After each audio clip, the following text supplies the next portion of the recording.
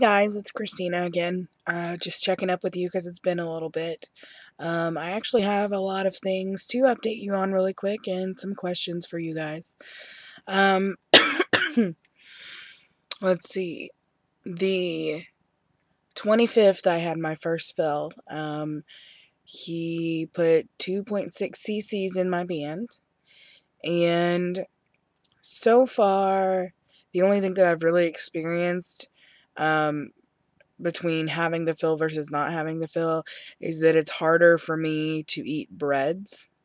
Certain meats, if I don't chew them well enough, um, they get kind of hard at times too.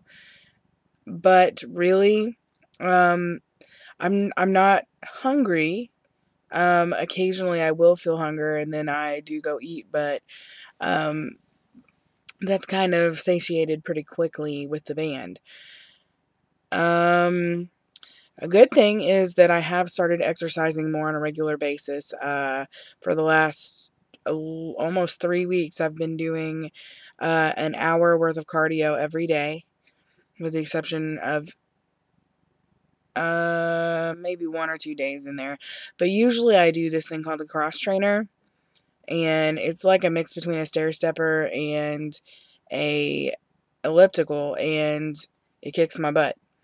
I usually burn anywhere from 800 to 1,000 calories on it, and everything's okay. As far as my eating goes, I'm having some trouble dissecting, I guess, or differentiating what I should and should not be doing, because my surgeon will tell me one thing, and that's generally what I try to stick by. After all, he is the person that did my surgery.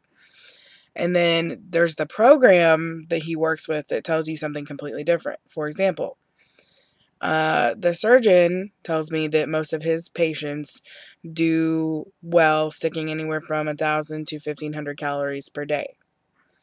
You shouldn't drink until an hour after you've eaten, chew small bites, that kind of thing.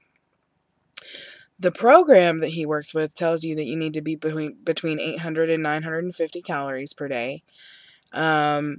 They tell you that you should have 3 ounces of protein and 2 ounces of vegetables. And you do protein first, then produce, then fruits, if you will, and then carbs last if you're still hungry. They tell you to only wait 30 minutes after eating. Only wait 30 minutes to drink after eating. And so those things are kind of weird, I guess. But what I've realized is that I'm still getting in the habits that I need to get into. I'll catch myself trying to rush through food, not chewing as well as I'm supposed to, not stopping right at that moment when I feel full. And not full the way that I used to feel, where, okay, I can tell that I've eaten too much food and I kind of feel miserable now. It's like the moment when my stomach stops being angry with me because I didn't eat yet, if that makes sense. I hadn't been I hadn't been overdoing it, but I hadn't been sticking to 3 ounce meat, 2 ounce produce rule. I had just been eating probably like 4 ounces of meat, and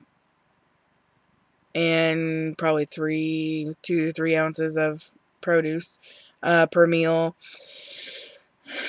And I've probably been eating less meat and more produce lately, actually, because I have a lot of salads.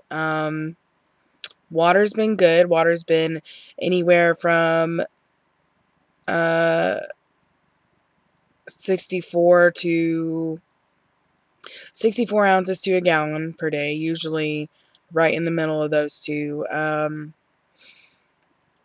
I've been using MyFitnessPal to keep track of my food, but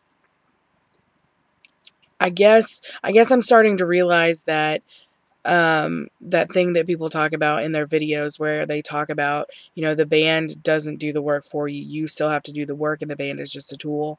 Because even though I don't feel hungry anymore, I could still eat.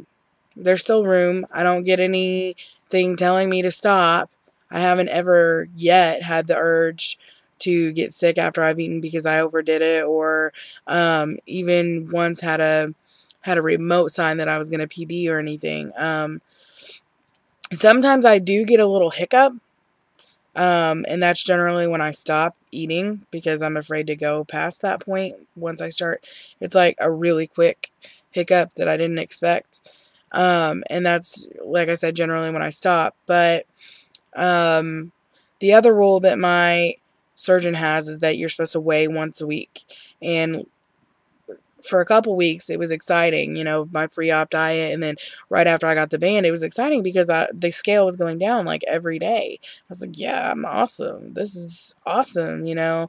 I can't believe this. Like, it's so magical. And then it started to not happen.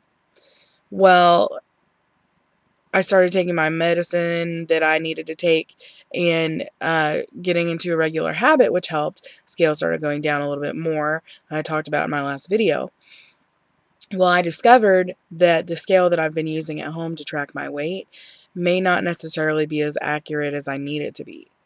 It's kind of frustrating. First of all, there's probably a 2 or 3 pound discrepancy between my scale at home and the doctor's scale. And my scale always weighs me lower. Obviously, I always believe the doctor's scale because that's the one that the doctor goes off of. And it's probably a lot more expensive than my scale. But